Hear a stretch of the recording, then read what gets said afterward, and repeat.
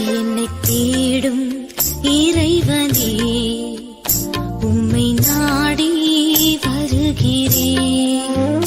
என்னை தேடும் இறைவனே, உம்மை நாடி வருகிறேன். ஆனத்தின் தலைப்பு சின்னஞ்சிறு கட்டளைகள். வாசிக்க வேண்டிய திருமறை பகுதி ரோமர் 12ஆம் அதிகாரம், வசனங்கள் 9 முதல் 21 வரை. சின்னஞ்சிறு கட்டளைகள். உங்கள் அன்பு மாயமற்றதாய் இருப்பதாக. ரோமர் 12:9. 1. ரோமர் 12:9. உங்கள் அன்பு மாயமற்றதாய் இருப்பதாக.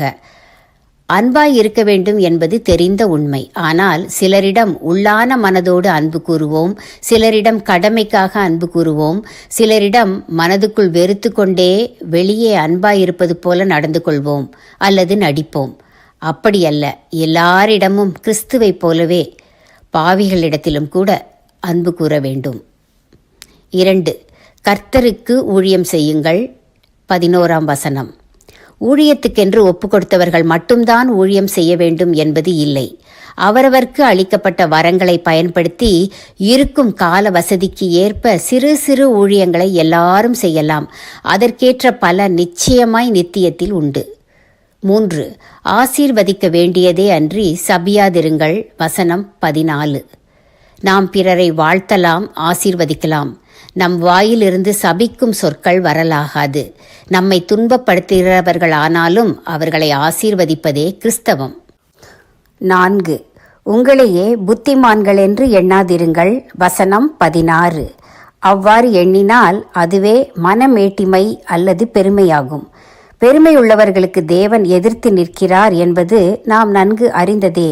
நாம் தேவனை எதிர்த்து நிற்க மாட்டோம் அல்லவா? 5. யோகியமானவைகளை செய்ய நாடுங்கள். வசனம் 17. எல்லா மனுஷரும் நம்மை கவனிக்கிறார்கள், காண்கிறார்கள். மத்தேயு 5:16 சொல்லியுள்ளபடி நம்முடைய கிரியைகளைக் கண்டு அவர்கள் பிதாவை மகிமைப்படுத்துவார்களா என்பதில் நாம் கவனமாயிருப்போம். 6. தீமையை நன்மையினாலே வெல்லு. வசனம் 21. தீமையை தீமையினாலும் வெல்லலாம். அப்படித்தான் சாத்தானும் சாத்தானுடைய பிள்ளைகளும் வென்று கொண்டிருக்கிறார்கள்.